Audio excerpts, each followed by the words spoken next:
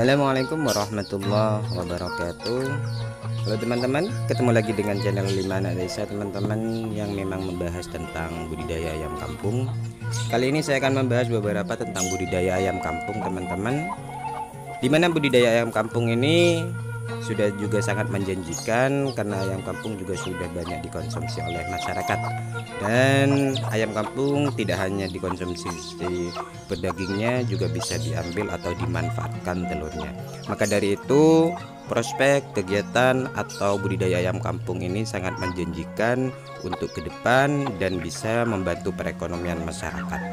Artinya di sini saya akan membahas bagaimana budidaya ayam kampung itu bisa menjadi lahan atau bisa menjadi lapangan pekerjaan secara pribadi, karena di sisi lain ayam kampung sekarang itu sudah banyak dikonsumsi oleh masyarakat, dan teman-teman juga sudah pasti banyak menemukan masakan dan olahan-olahan ayam kampung di pasaran ataupun di warung-warung terdekat, karena masyarakat Indonesia itu sudah banyak yang bisa menikmati ayam kampung dari beberapa olahan, baik dibuat opor ataupun ayam goreng ataupun ayam bakar. Maka dari itu budidaya ayam kampung ini sangatlah menjanjikan untuk membuka lapangan pekerjaan bagi para pemula yang teman-teman yang belum punya pekerjaan. Tidak ada salahnya kita itu memulai budidaya ayam kampung ini agar kita itu bisa membuka lapangan pekerjaan secara mandiri tanpa harus bergantung sama orang lain. Di sini saya akan membicarakan tentang pengalaman saya beternak ayam kampung. Ada beberapa cara beternak ayam kampung secara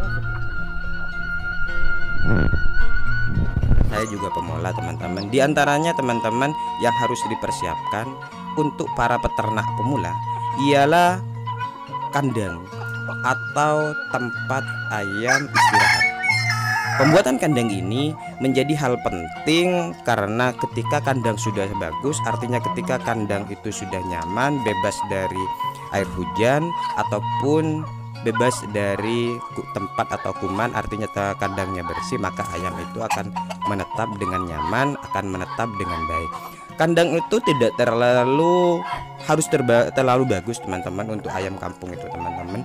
Yang penting kandang itu seperti yang saya bicarakan di awal, yang penting tempatnya nyaman dan bersih. Teman-teman bisa membuat kandang dari bambu ataupun kayu, sisa-sisa di rumah kita, atau sisa-sisa kayu atau bambu yang ada di pekarangan kita buat kandang. Yang penting intinya kandang itu harus nyaman, kandang itu harus bersih, maka ayam itu akan menetap dengan nyaman. Terus selanjutnya, kalau teman-teman membuat kandang bertingkat, usahakan tingkatnya itu atau tap yang paling bawah kandang itu harus berjarak sekitar 30 cm dari tanah. Kenapa saya bilang seperti itu? Pengalaman saya pribadi, ketika kita membuat kandang bertingkat itu terlalu rendah, maka ketika hujan, air hujan itu masih percikan-percikan air hujan itu dari tanah itu masih nyampe ke kandang, yang akhirnya kandang itu setelah pagi, setelah dilihat, biasanya kandang ayam itu kelihatannya atau terlihat becek teman-teman. Ketika kandang becek, biasanya kesehatan ayam itu mulai terganggu. Karena ketika di kandangnya itu becek bercampur dengan kotoran ayam, maka di situ banyak kuman-kuman yang bisa membuat kesehatan ayam semakin berkurang. Artinya kesehatan ayam itu semakin berkurang dan bisa membuat ayam menjadi sakit.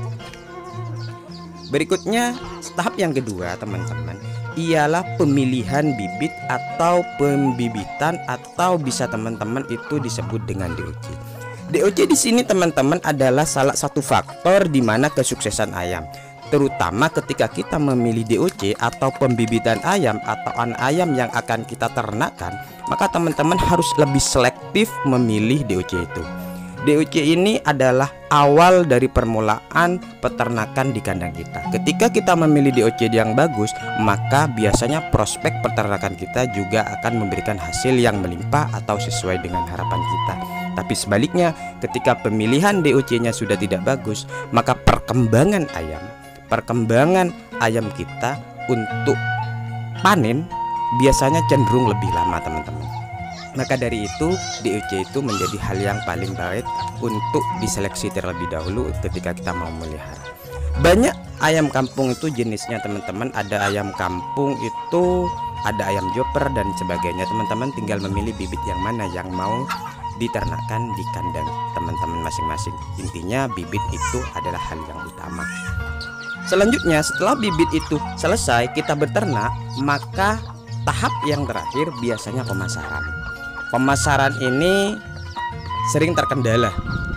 Banyak teman-teman itu yang terkendala pemasaran ayam kampung.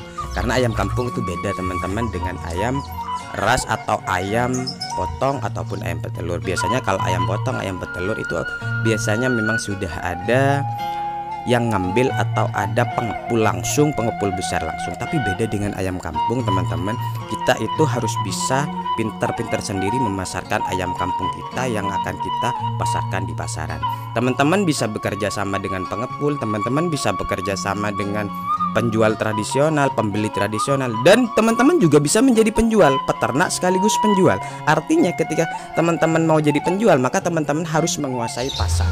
Karena di sini kita berbicara ayam kampung, biasanya masyarakat itu menjual hasil peternakannya di pasar tradisional. Nah, di sini untuk harga teman-teman bisa bisik-bisik langsung dengan para pembeli karena tidak ada patokan khusus dalam penjualan ayam kampung, teman-teman. Biasanya harga ayam kampung itu tergantung persetujuan antara pembeli dan penjual kalau di pasar tradisional, atau teman-teman bisa bekerja sama dengan para warung ataupun tempat penjualan makanan-makanan yang menjual makanan jenis makanan ayam kampung. Nah, di sini harga teman-teman kembali lagi teman-teman bisa berbisik-bisik dengan para pembelinya. Nah, itu tergantung bagaimana teman-teman mau ngasih harga. Kalau sudah cocok tinggal teman-teman menjual barangnya. Intinya prospek penjualan tergantung bagaimana kreativitas kita menjual ayam kita. Bisa melalui pasar tradisional, bisa melalui teman, relasi, ataupun secara online. Mudah-mudahan tips ini bisa bermanfaat. Terima kasih. Assalamualaikum warahmatullahi wabarakatuh.